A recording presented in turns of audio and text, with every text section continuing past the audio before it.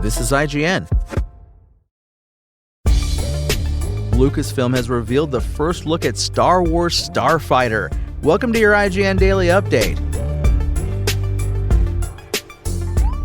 But first, Chris Pratt is in a lot of things, but don't expect him to play Batman in the DC universe.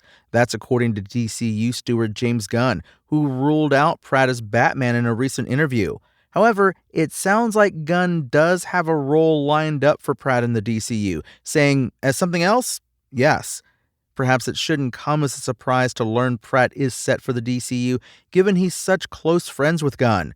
Pratt is one of the Marvel Cinematic Universe's biggest stars, having played Peter Quill / Star-Lord in all Gunn's Guardians of the Galaxy movies, as well as Avengers Infinity War and Endgame.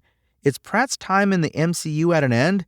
His name was conspicuous by its absence from Marvel Studios' initial Avengers Doomsday casting announcement, something the actor subsequently joked about. I don't know. I think it was far off, Pratt told Collider after being asked about his chair. They must have cut away from it. I don't know what happened. I don't know. It was there. I'm sure it was there. Marvel has said more actors will be revealed for next year's superhero blockbuster, but will Pratt finally get his chair? Could he appear in the MCU and the DCU at the same time?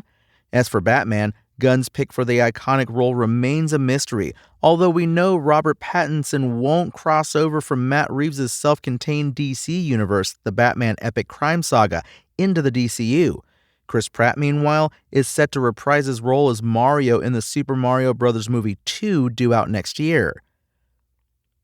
And horror maestro Guillermo del Toro is something of a legend, and his equally legendary horror memorabilia collection is practically fabled itself. During the tragic Los Angeles wildfires earlier this year, the iconic director almost lost many of his prized possessions, but was able to salvage his collection, and now he's putting tons of those incredible horror collectibles up for auction. The beloved Mexican filmmaker has partnered with Heritage Auctions to put hundreds of items from his collection of 5,000 horror pieces up for auction. There will be 3 separate parts of the auction, with the first lot up for bid right now through September 26th. The spread of items Del Toro is willing to part with is quite staggering. It includes works by comic book patriarch Jack Kirby, Bernie Wrightson's Frankenstein illustrations, Mike Mignola's pinup artwork for the second comic in Clive Barker's original Hellraiser run before the film, and the original artwork for H.R. Giger's unproduced script The Tourist. The director is also including several major collectibles from his own films. Fans can bid on replicas of the Kronos device from Del Toro's debut film, the production makeup paint master from his movie The Devil's Backbone, several pre-production art pieces and concept drawings from Pan's Labyrinth, and over 40 pieces of memorabilia from Del Toro's Hellboy franchise. All the details for Del Toro's epic auction can be found at IGN.com, as well as how to bid. Happy hunting, horror nerds. This is totally the jackpot.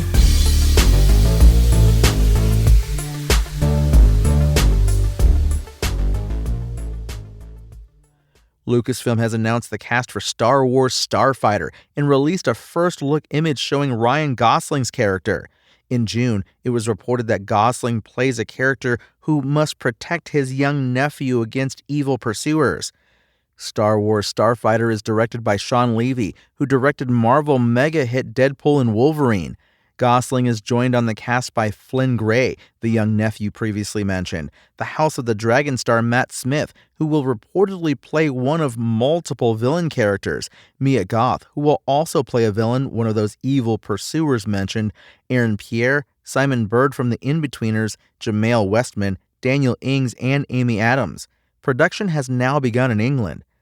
The image shows Gosling and Gray sitting on a vehicle that looks a bit like a land speeder, which fans of 1977's Star Wars A New Hope will know well. Much of Star Wars Starfighter is still coming together, but there are a few details that have been revealed since its announcement in April. Levy considers the movie to be a standalone project, but has confirmed that it takes place 5 years after the earth-shaking events of The Rise of Skywalker. This is a standalone. It's not a prequel, not a sequel, Levy said at Star Wars Celebration 2025 in April. It's a new adventure. It's set in a period of time that we haven't seen explored yet. The film's script was handled by the Atom Project's Jonathan Tropper. The next Star Wars film is The Mandalorian and Grogu, due out May 2026. Star Wars Starfighter follows a year later on May 28, 2027. That's your IGN Daily Update. My name is Tony Jackson, and if you want more news on your favorite games and entertainment topics, make sure to visit us at IGN.com. You can also download our free app on your phone or console and subscribe to our weekly podcast through the podcast service of your choice.